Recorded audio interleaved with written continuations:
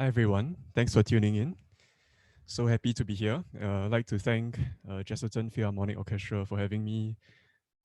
My name is Gabriel Hoe, and I'll be starting off with a little piece that I hope that can give a little bit of solace for everyone going through these difficult times. This is Tchaikovsky's January, taken from The Seasons.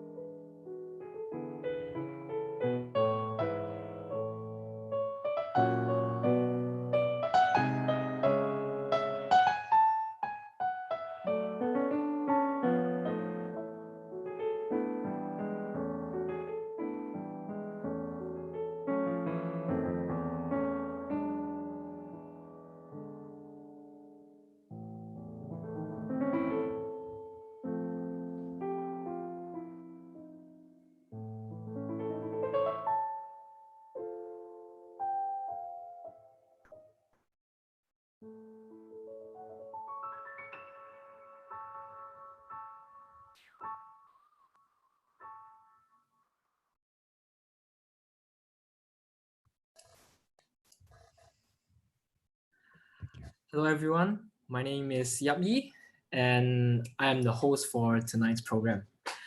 I hope everyone is fine and safe and not going out or roaming around. Always remember to wash your hands and avoid touching your face. Most importantly, stay at home. Although this JPO family broadcasts are amateurish, but we are providing opportunities for people with different interests to learn not performance, but transferable life skills. We are doing this series of program because JPO think this will be able to help in uplifting the spirit of everyone in this period of lockdown. So now please help us do the polling, and if you have any questions to ask, please type them in the Q&A below. So JPO are indeed very honored to be able to invite Mr. Gabriel Hoe as our special guest for tonight. Gabriel dedicated his life to becoming a term he created for himself, the people musician, which reflects his awareness of the role he plays in the community at large, which is to experience the life and culture in as many different parts of the world as possible. He loves to collaborate with people most and share his perspective of music whenever the opportunity arises. Some notable collaborations include forming a piano duo, the duo Identity, with Adriana Chiu in March 2018, with ensemble competition held in Vancouver in November 2018. Being the pianist of the Singapore Symphony Children's Choir since 2012, in which he was recording for their debut album, and I'll Sing Once More. And lastly, being the rehearsal pianist of Singapore Dance Theatre since 2017 for ballet productions such as Swan Lake and Romeo and Juliet. Gabriel is grateful for all the opportunities he has been given to perform ever since his graduation from Yongsu-to Conservatory in July last year with a Bachelor of Music in Piano Performance with honors. So, Gabriel, at what age did you start to learn piano? Well, I believe it was 4, or at least, I mean, that's what my parents told me, because I don't think I can really remember when I started. Um, but of course, very fortunate to start at that age, because it does require the support and encouragement from your close ones. My family has really supported me all the way through, so thank you to my family. Yeah, and So, yes. oh So, no, who inspired you to study music? sorry. So, who inspired you to study music? Well, yeah, as I mentioned, it requires a lot of support from parents, and I would think that is probably So, the main source of inspiration that you mean source of inspiration. So, yeah. is this your dream when you were young? If not, what was your dream, and what is your dream now? And have you achieved your dream? Have you achieved your dream? Well, for my dream, I think somehow it has always been part of music. Doesn't matter which aspect of it. Yeah. So yeah, I guess it kind of changed along the way, but the music kind of stayed the same. Yeah. So um, it's an ongoing process lah. But as for the dream right now, I think it's really to be able to reach out to as many people as possible with the music, and basically sharing what I have, which is my music. Yeah, Okay, okay. So now, what is the biggest challenge you faced when collaborating with other people? with other people. Actually, I wouldn't really say it's a challenge. To be honest, it's really more about just understanding people. Yeah, and understanding who they are as a person, because um, I think this not only applies to music but also to daily life when you interact with people. The more you understand people, the better you can interact with them. Because for example, let's say if in music, Yes. uh, if you play a forte, maybe someone's forte is different from someone else's forte. So in if you take that into a daily life context, all these symbols we have in life, and even just simple words like good or yeah, something as generic as that, it can be very different from one person to the other. So I think being able to understand each other and what the definitions of things are would really help uh, understand each other better and also uh, Collaborate better. collaborate better. Yeah, that's right. Yeah. So I So guess yeah, so you have learned piano for so long, and which period and which composer is your favorite? it really changes. Yeah. It really moves with the times and what I hear at the current moment. Yeah. But I think if I were to think back all the way, mm, when I first started off, when my parents kind of introduced me to appreciating music with Yamaha Music School. Basically, that's how I started actually. Okay. Yeah, so it's all the way, and then took all the classes in Yamaha Music School, and that was really really very helpful, lah. So, I think at that point, it was probably English oldies because that's what my parents listened to, and also that's one. The second one is classical music. Um, a whole range of it, like doesn't matter which period, but I guess more of the familiar favorites or like the more well known ones from by the public lah. So then from there, as I took the Yamaha classes and then I went on, I think I started to explore a bit more of it. Then it kind of went on to Gershwin. Gershwin, I think what sparked that interest in listening to Gershwin's music is I'm not sure if anyone who is tuning in knows about this Disney's collaboration with the music, classical music called Fantasia.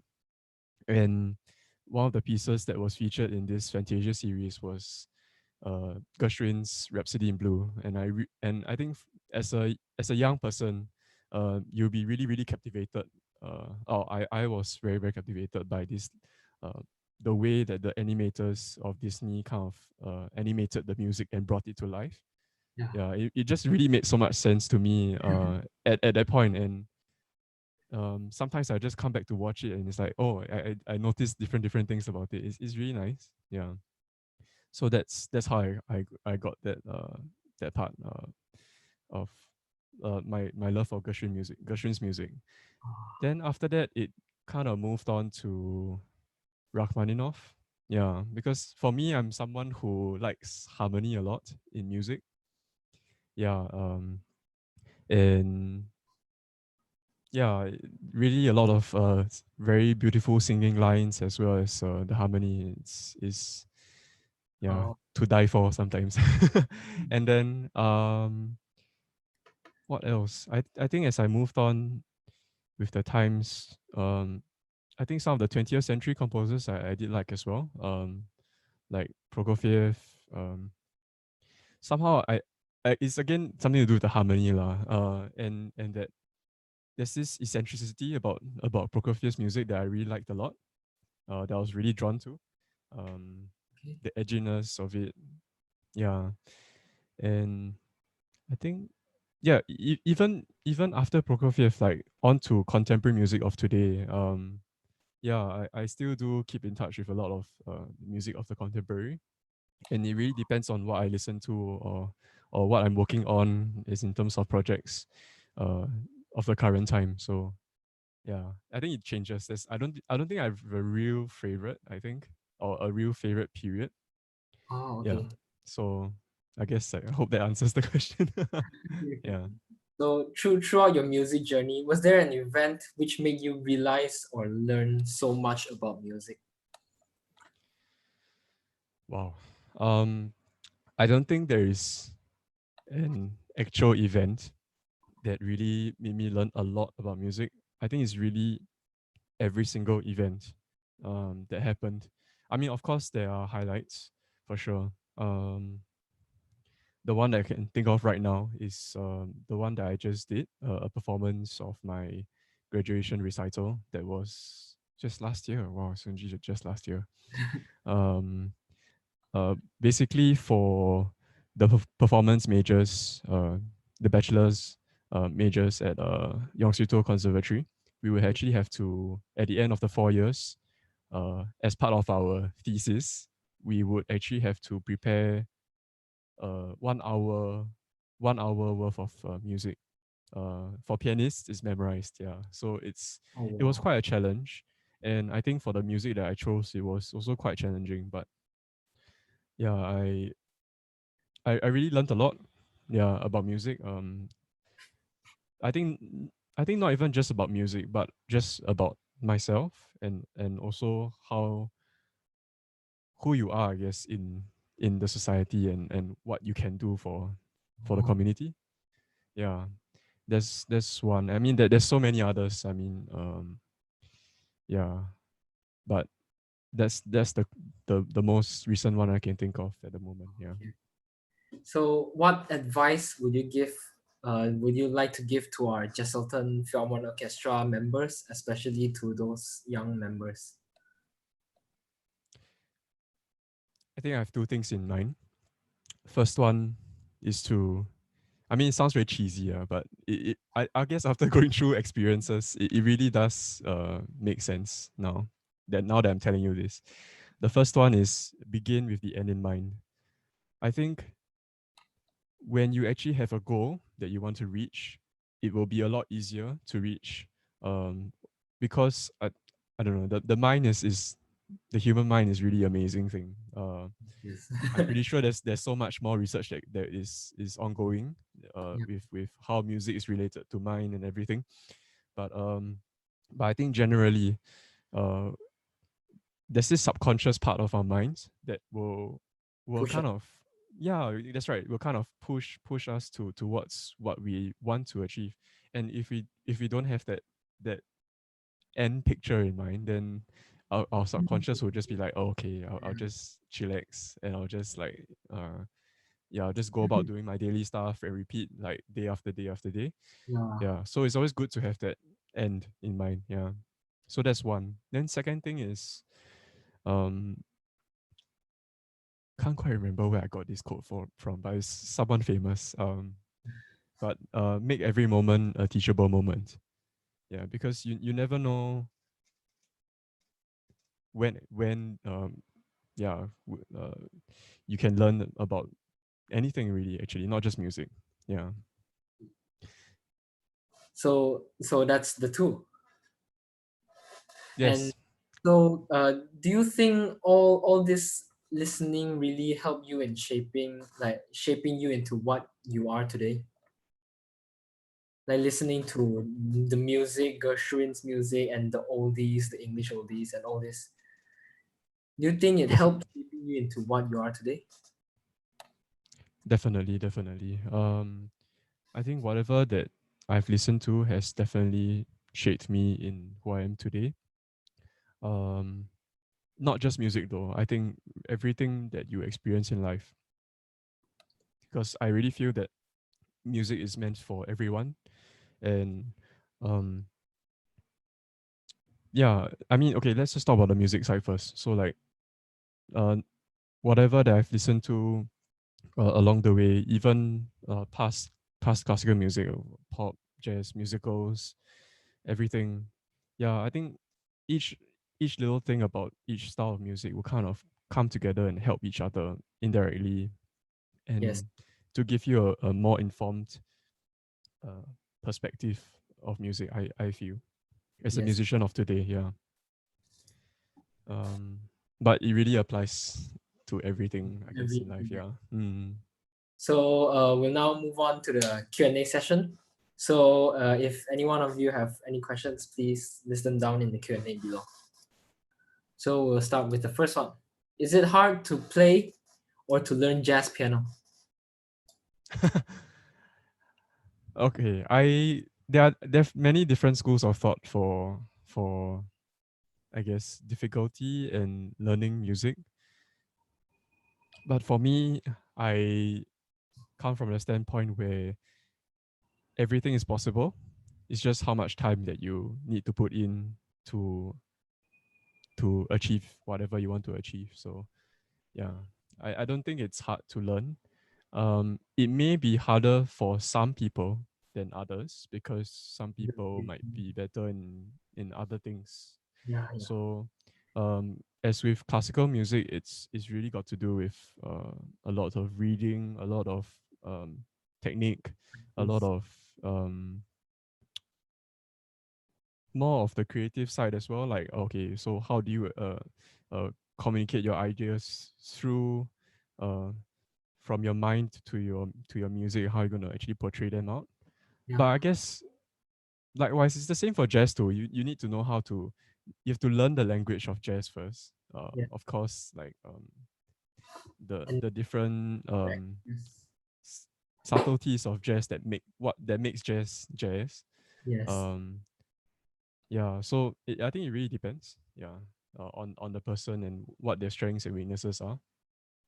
Yeah, for me, I guess it was a slightly easier in that sense because I'm for me very drawn to harmony and rhythm, in terms of hits in the music. So I kind of picked that up a lot faster, I guess. And then for jazz, it's really a lot about harmony, uh, on top of course, like playing the lines and learning the language of jazz. Um, but yeah, everything's possible. Okay, so how do you beat low mood like during practice? Like if you don't feel like practicing, like how do you beat the mood? Okay. Uh, oh, this one's a real question. I mean, not that the first one isn't. No, no, no. I'm just saying that it's a it's a question that I think it really um hits. I think a lot of us watching this and myself too. Especially when you want to put in the effort to get better. I think that's when it hits even more. Yeah, and I mean that's who we are as artists, I guess. Like because we care so much about our craft that and we are so concerned about trying to get it better and better, and then sometimes we hit an all-time low Yeah, at some points. Yeah, and with that, I think it really also depends on how we are feeling and what we are doing at that point of time, where what situation we are in. Um, but if it was solely just on the music that we feel that's maybe because of the music that we feel the low, then maybe perhaps we could ask ourselves first, like what like questions like why and why and why, like just to get to the root of the problem, instead of trying to like keep yeah, uh yeah. charging your way through and have low efficiency in your practice. Yes. Yeah, so I think by asking yourself and reflecting, I think is very helpful to know why you're feeling this way, and then from there, acting on it. Um, but I think what I can think of at the moment that might help is to, um, let's say if you're working on a piece of music, for example, you can maybe kind of focus on a smaller passage of music and like certain maybe bits that you are actually struggling with. If let's say the technical difficulty was getting you down, for example, yeah, so you just kind of focus on those pieces, the bits of music, and then I think when you kind of achieve those smaller goals, then you'll be kind of springboard to kind of do more and more stuff. So yeah, that's one. But if it's not about music and about other things in life, then sometimes you can just really take a break, I think. Yeah. Yeah. Mm, you can probably also ask yourself you what you can do that kind of takes Lift the mood. takes your mind off things, like that you really enjoy, or you can really just forget about things. Okay. For me, sometimes it's I'm not sure who for those who are tuning in, who knows about this rhythm game. I mean, of course, we can't go out of the house anymore, but at the time where we still can, sometimes when I get really really stressed, I will actually go to the arcade actually, and then there's some music games there that I like to play, and one of them is Pump It Up, and it's a Korean version of Dance Dance Revolution. If anyone knows, it's like basically those steps and arrows on the Yeah. on the ground where you actually tap step according to the music. Yeah. So yeah. So I guess for me it's like moving, but still kind of keeping in touch with music kind of helps me take my mind off things lah. So I think stuff like that lah. But I think the two things that come out of it is probably to ask yourself, what got you at that to that low point, and secondly, what you can do to get out of it. Like what basically, yeah, what you enjoy, what can take your mind off things and everything. Yeah. Okay. So this is from Miss Jessica Lee.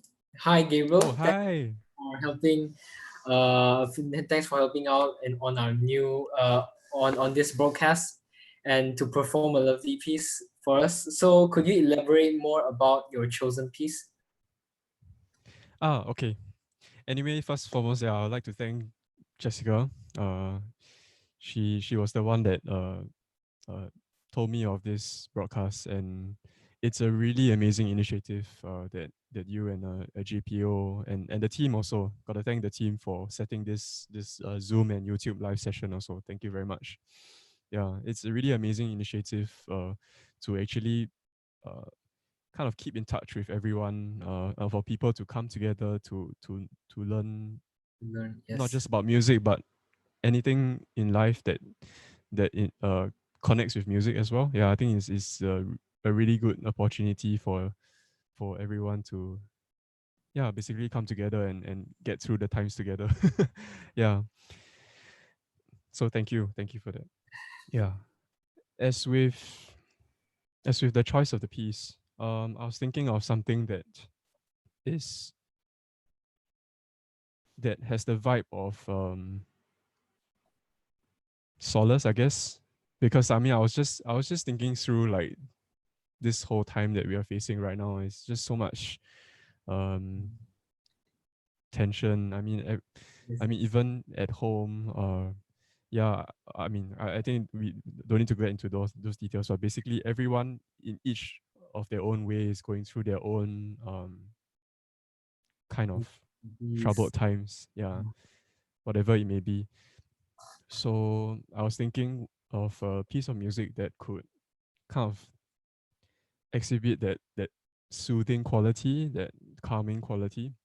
And then I was just thinking of the music I've played before, and this came to mind. And yeah, about this piece, January. Yeah, it's actually part of a set of pieces that Tchaikovsky composed.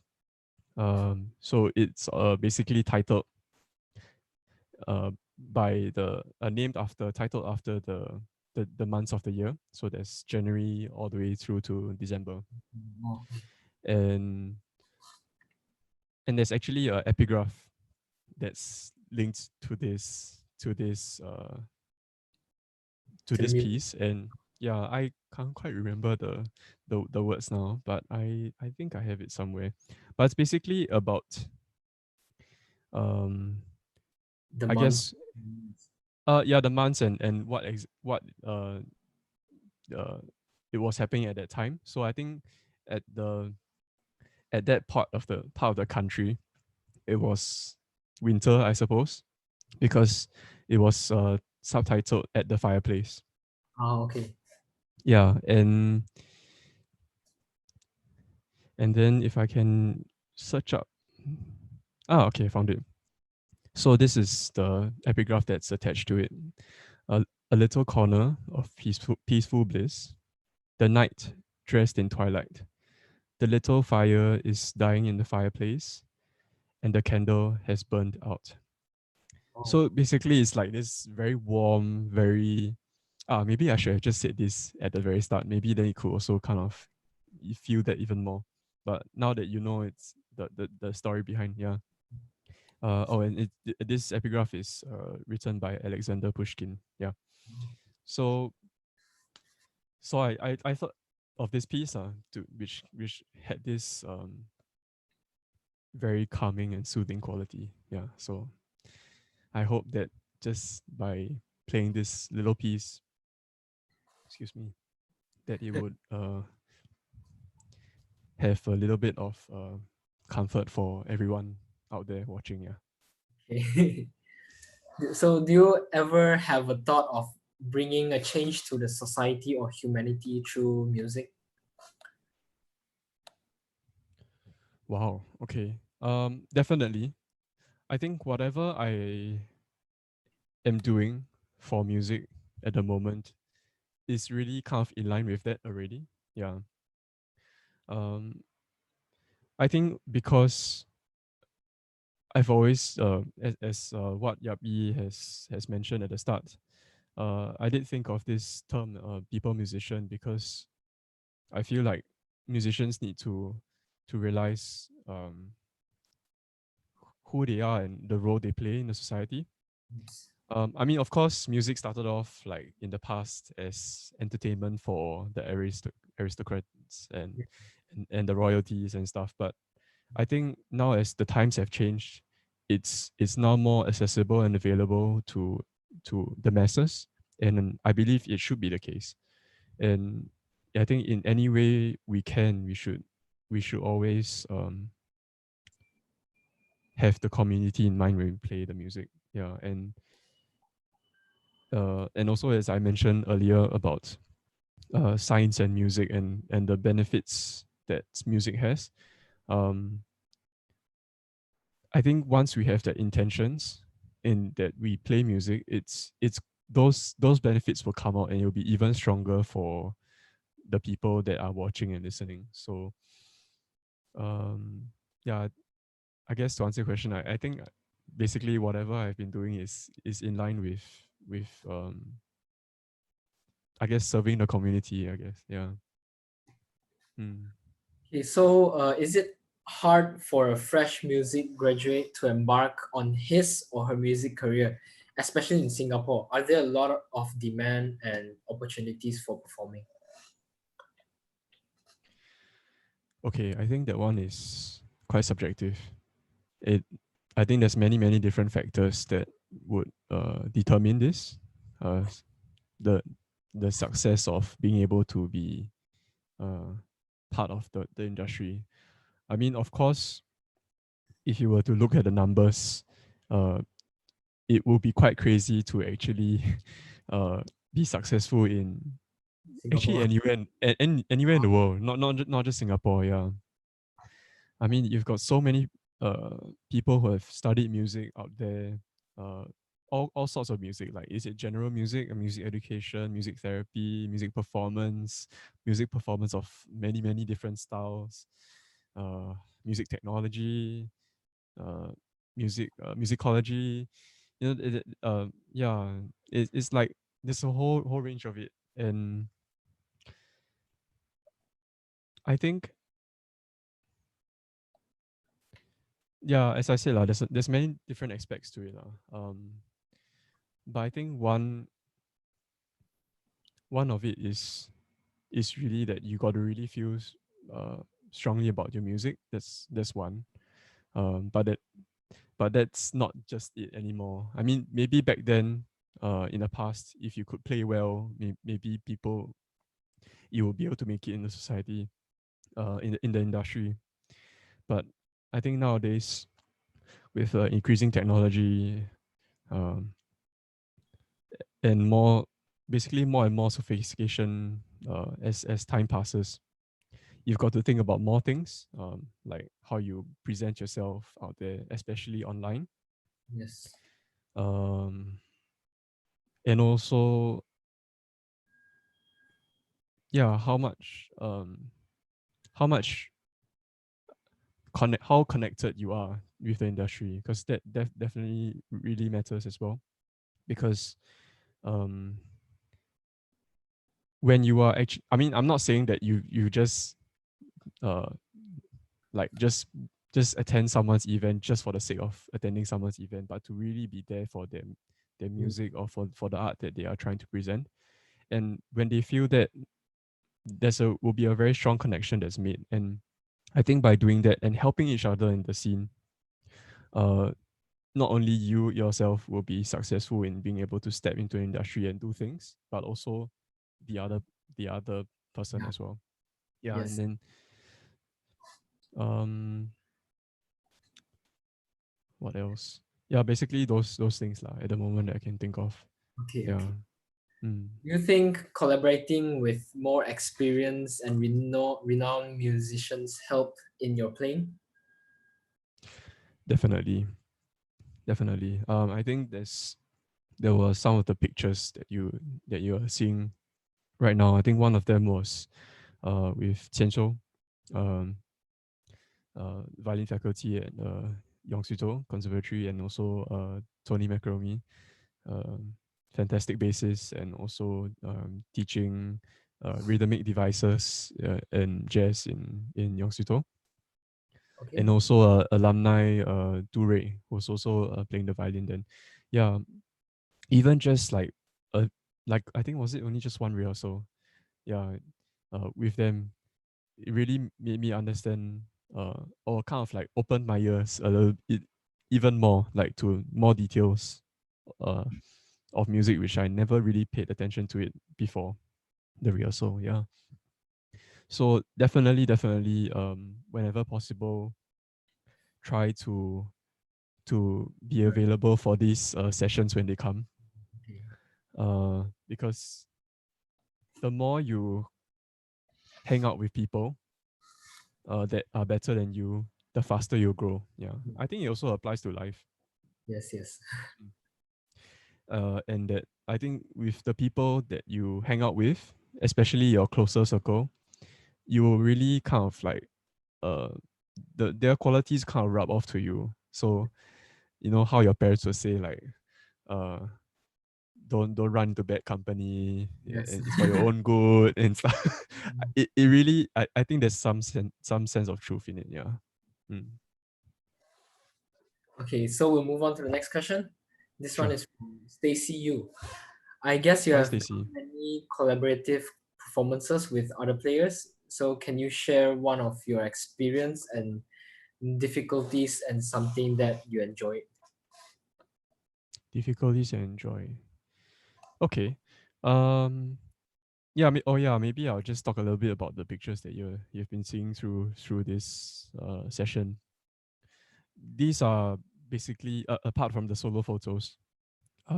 These are the pictures of performances of which I collaborated with people that I really enjoy collaborating a lot.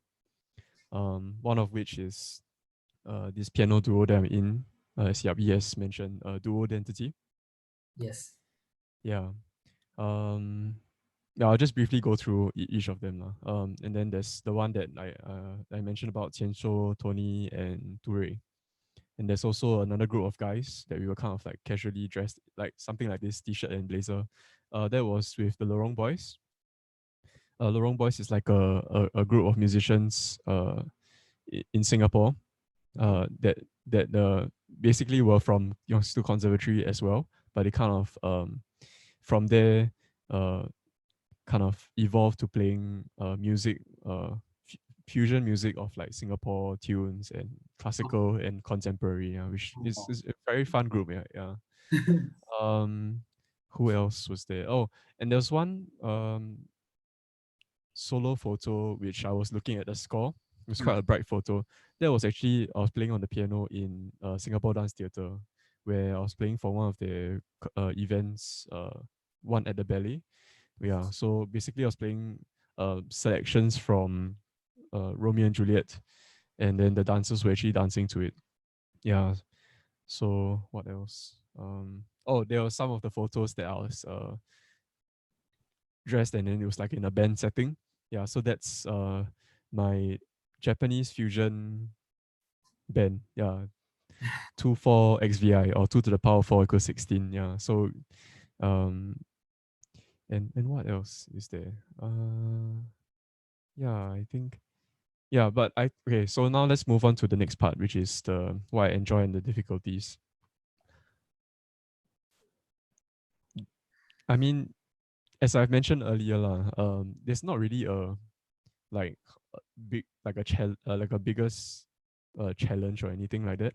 But I would say the difficulty is really trying to understand people, because once you understand them and You'll be resolve, yeah, you'll be a lot easier. You resolve the conflicts that arise when you do not understand each other, and you're not able to come and meet in a at a common ground. Yeah. Yeah, and that's always probably the biggest reason why a lot of uh, ensembles fall apart. Actually, or even relationships fall apart. Really, but yeah. So I think really just understanding each other. I think that will probably be the difficulty. Um, or if, or maybe if sorry, I forgot the person that the name of the person that asked it. But if the person wanted to know more about any of those ensembles that I mentioned about in particular, you can let me know. Um, and I think what I enjoy most of it is, yeah, the music making. I for one prefer collaboration over solo. Like Oh, there's definitely a lot of satisfaction in playing solo recital, definitely. But when you play with someone else, there's another source of energy that you can actually vibe like with on kind of stage. satisfaction. Yeah, satisfaction. Yeah, and then when you actually take in those energy and in turn give that energy, it just Feels very, multiplies. yeah, yeah, Yeah, several fold. So it's a very good feeling, yeah. And because of that, the intentions of the ensemble, if it's very strong, it'll be even more strong and communicated to the people listening and watching it. So yeah, I that's what I enjoy about it. Yeah. Okay. So another question from Mrs. Jessica Lee. For our students interested in pursuing music, could you share your some of your experiences from audition preparations, expectations of the course, and affordability? I guess you're talking about Yong Xiu To from the way this is worded, or maybe you can let me know in the in the comments, I suppose. But oh wait, hold on, let me Maybe just. we'll stick with Young Sito first. Oh, okay, sorry, I didn't see the Q&A here. Okay, I'll have a look at the Q&A later. Um, but basically, it was actually quite tough for me. I think getting into Yong Xiu To, and I would still think that getting into Yong Xiu To is at least for the pianists is extremely difficult. Yeah, because of the sheer amount of music that you need to prepare. Oh, It's actually uh arguably just as much or if not more than the requirements of, I think, a master's in Julia or something. I have to go and check it again, but I think at the time when I was checking it up, yeah. So uh I'm not so sure of much detail that you want to know, but I think I'll just skim through first. So basically it's really the music that you have to prepare, and it did take quite a bit of time to really prepare. I think more than an hour of music. Yeah, more than my senior recital last year. Um, but I think at that time also, yeah, it was a time where I was in the army. I think a lot of Singaporean guys out there will probably understand also. Like basically, most of your life just gets halted, and um, army. yeah, and it is tough to really do what you want to do other than the things that you are doing in army. Yeah. I mean, fortunately for me, I was still in touch with music, so that's a really good opportunity. Because I was in the Singapore Armed Forces military band where I played the trumpet. Yeah. Ah, okay. Um.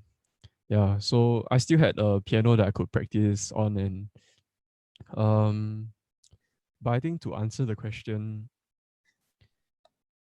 audition preparations, I think it would be consistency, because um, as with any performance, I feel like you can't just uh use the same amount of time as the same as the amount of the duration of music to prepare for the music. It really requires a whole lot of time. Or preparation. behind a backstage to prepare for the music, like that Chinese saying, right? The 台上10分钟. 10分钟台下10年功, right? Yeah. So basically 10, yeah, 10分钟, yeah, 10 minutes on stage, but 10 years downstage of Yeah. preparation. So yeah, so consistency is definitely something that you probably need to think about. And then expectations from the course. Uh, Actually, I don't think you need to worry too much about the expectations and what you need to prepare for the course, because I feel that I'm not trying to put a plug for YST here, but they really have a very good uh program that they have curated, and the program is always changing. That's the good thing about it. Um, I think at the time that I came into the YC Conservatory, there was many changes along the way or through the 4 years, and it was because of uh, the the the times basically, and we've got to thank the YST Conservatory's management for that lah, for being forward sighted and kind of uh, basically creating courses and modules that would keep you up to date with whatever that's going on out there, yeah, out of school. Yeah. So I would say if there's any expectation of the course, it's really just to really do your best. Yeah. And just put your mind to it. Yeah. And I think um if you are able to do that and make use of any opportunity that YC Conservatory gives, yeah, you really excel. Yeah. How about the affordability? Affordability. Affordability at the moment, what I know now for bachelor's, the degree, uh, it is it is still on scholarship for whoever joins. I'm not so sure how long this will last, but at the moment, or from what I know, it is still the case. So, um, but there is like some terms and conditions at the end where I think for international students as well, like they have to find some work in Singapore for 3 years and then to show some proof back to MOE. Yeah. But I mean that's a win-win situation, to be honest. Like Yeah. if you're able to find a job and that's related to music, Yes. uh, and get to study in your still conservatory. Yeah, I mean, what more can you ask for? Because there's really a lot of opportunities, a lot of master classes from like, I don't know, really you not you name it, you have it, but it's almost to that point. Like that you've got people from, say, for pianists like Andra Schiff coming down to perform right in front of you in that space, and even master classes. Yeah. That's just one of the many examples. Stephen Huff, yeah, and many other famous instrumentalists as well. Yeah. So yeah, do check that out.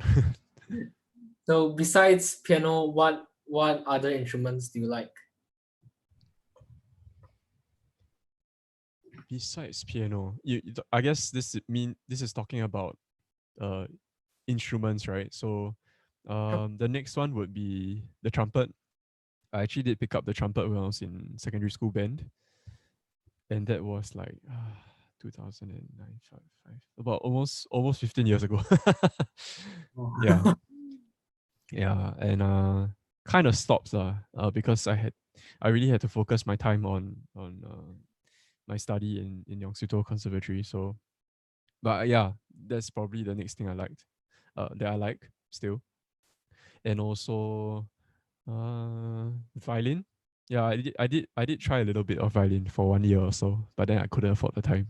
Cause yeah, and if anyone knows of the Electron, the Yamaha Electron, I mean Yeah. through my years in Yamaha as I started off, yeah, that was something that really amazed me because it's an instrument where you can really have everything in your control. Like you've got like a maybe say a drum section, a rhythm section going on.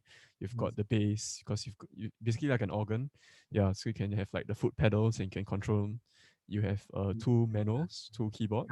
Yeah. Yeah, and you can access any of the instruments that's available. Yeah, so it's amazing too.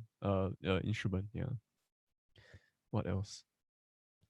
I guess that's it for now. Yeah. Ah. Mm. Well, after like learning all those instruments, are there any instruments like you learn and then you can apply to each other? Definitely, definitely.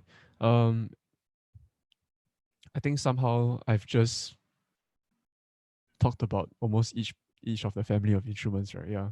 So like the trumpet, it's a wind instrument. So I think as pianists, we only know how to Move uh, the fingers. as crudely put, just hit lah, right? but Yeah, but it's a percussive instrument by nature. So no matter how much you do, there's always a certain limit. limitation to it. But of course, you can also argue that um, as pianists, you can also um, trick the listeners' minds in when you do certain things on the piano to make it sound like a it's like it's a very smooth line, like a line that's coming off a violin, for example, or a trumpet. Yeah, so as with the trumpet, a wind instrument, it will also kind of teach you how to articulate on the piano, I suppose. And also for violin, you know that it's it's really uh like that this one connected line all the way through. Yeah, um in the electron, when you I guess when you control, is it? uh yeah, control and program the drums, for example. Yeah, it's a very it's very different worlds of a very different perspective of music that you get. So the more you learn about the different instruments, the better you're able to portray And what you want ah, to achieve. Yeah. Mm. so are there any memorable gig that you might want to highlight? Wow, too many. Yeah. Way too many. For for me, I really am very fortunate. I feel that to be given many opportunities to play music. Yeah. Uh, I don't know where to start. Oh yeah, there's one more that I missed out. I think if it, when the pictures were rolling, there's this one where there are four people playing, so two pianists and one piano and two pianists on the other. Oh That yeah, was yeah. actually that was actually um that was actually at the Esplanade Concert Hall where we were presenting not only solo works but two piano four hands works and two piano eight hands works as arrangements as well. Yeah, so I think that was very memorable because I think that was the first time that I actually performed solo in such a big performance venue. I mean, Ah, I did perform once before in that place, but it was with a symphonic band. Yeah. Um, but yeah, so just piano alone, and being able to play out to the entire place because it requires a lot of sound yeah. to actually project. Yeah, that was definitely something memorable. Yeah. Um, yeah, there's too many memorable uh Okay. gigs that are coming in right now, but yeah, and also dual identity because there was this competition that we took part in only months after we got together to work on music, and we managed to get the third place in the competition held in Vancouver. And I think the whole process of like even um like buying the tickets and settling accommodation and all the way getting there, finding your way around, braving the cold sometimes. It's not just the temperature but the wind and the rainy Vancouver, and also like and all those things lah. It definitely is another memorable one. Wow, what else? Too many. Actually, how much time do we have? Maybe if if we are short on time, then we can answer other questions first. If not, I'll be happy to share my memorable gigs, but I think it will take a lot of time. Oh, maybe we can continue first, then we'll come back Yeah, to. yeah, Yeah. yeah, maybe, yeah. So how do you plan your practice routine? Any recommended studies or method books for warm-up sessions on the piano for intermediate pre-advanced student? Okay, for method books for piano,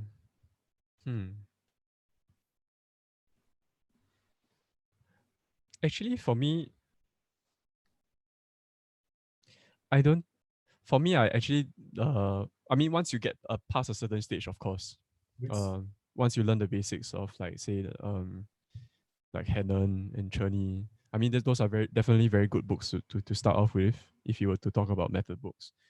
But I think once you reach that stage where you kind of have the basics of your technique and you're able to have like independent fingers um and be able to, yeah, once you get past that point, I feel like to really effectively kind of get better in your playing, uh, is really just to kind of take and choose pieces of music that, of course, that maybe you like to play, but also pieces of music which you know that exhibit certain qualities of music that which you are weak in. Yeah, like if you could analyze the score and then you see like, okay, say for example, if you are not so independent in your fingers, for example, for like if you were Alberti based on, right? Yeah. Maybe you would want to turn to say Mozart, for example, and then there's so many examples from Mozart where you can actually work on those. So I feel like this, I mean, this coming from me. I'm sure there are of course method books out there that would help to work on everything, but I think it would, for me, make more practical sense to actually just go straight to the pieces. Of course, not too uh, uh, complicated ones, Mm. but the real like uh, basic ones with some sort of difficulty that has qualities of certain music which you can work on. Yeah, Okay, okay. yeah. Sorry, and also the practice routine, right? Uh, yeah. Basically, it's really that like if you were to able to think about what you're weak in first, and then you Practice. find music that fits Like the- those things that you can work on. I think that's something you can think about. Yeah. So do you have any upcoming concert tour plan to Sabah? Who was the one that asked that? Anonymous. um, I don't know. I mean, if there's an opportunity to, uh, um, or Oh, if okay. there's another of those like JPO sessions where artists can come by to perform. I mean, I'll love to come by to No problem. to chat. Yeah, to chat with you, to chat with whoever's there. I mean, it's always nice to know more and more people, Yes, and connect with through music. I think it's a very wonderful thing. yes, Yeah, yes. because Mm. music does great things. Yeah, even more things that I think our human mind can even comprehend. So sometimes, yeah. But I did once, I think, go to. I mean, not Sabah, Sarawak. Is it? Wait, is it? Yeah. Yeah. Which part of I think Kuching. Kuching? Okay. Yeah, I did go there once. To perform for a wedding or some sort. Yeah. But anyway, so that's just one. But maybe who knows? Next time in the future. Yeah. Okay. We'll be planning some. So, well, the last question is, what other instruments do you play? And you've already answered it just now. Yeah. So, So it's yeah, trumpet. Yeah. like, other than the trumpet, the electron, and a bit of a violin, are there like others that you play, or only those? Um, to what standard do you mean consider playing? Maybe you can I share. mean, I mean, if it's Sorry, what did you say? Maybe a short piece, maybe a little bit lah. I mean, I did have like some fun while playing the drums before, so but I mean it's not a professional standard, of course. But I think for me, like once you reach a certain level as a musician, you're able to transfer those skills to other instruments, and then once you learn the technique of the instrument, you're able to apply. Yes, Yeah, yes. so yeah, I guess some bit of the drums and of course the human voice. Who can forget the human voice? So I mean, I've done some singing too, like maybe in a church choir or even a choral module that was one of the modules in Yosito Conservatory too. Yeah, that was fun. Are there any instruments that you wanted, like you really wanted to try? Really want to try. Yeah. Or maybe like there's a lot. Yeah, actually, if possible, if time is infinite, I'll try everything. Really.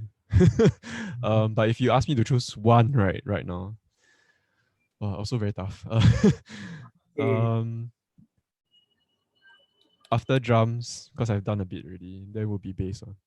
Yeah. Yeah, I think for me, because as a keyboard player, as a piano player, a lot of the time, um, I guess it not only applies to contemporary music in a pop band or rock band setting, but also in a classical setting. Um, a lot of the time, you're always listening to the bass. You're always listening to the rhythm. Yeah, Yeah. so yeah, I think being able to learn the bass instrument, the double bass, it would, or even the electric bass too. Yeah, that will really help. I think in your playing. So that's probably the next one. Yes, Yeah, thank you very much. So unfortunately we will be ending tonight's session. sure. So for everyone who want to know more about Gabriel and what he has been up to, please do visit his website, gabrielhomemusic.com.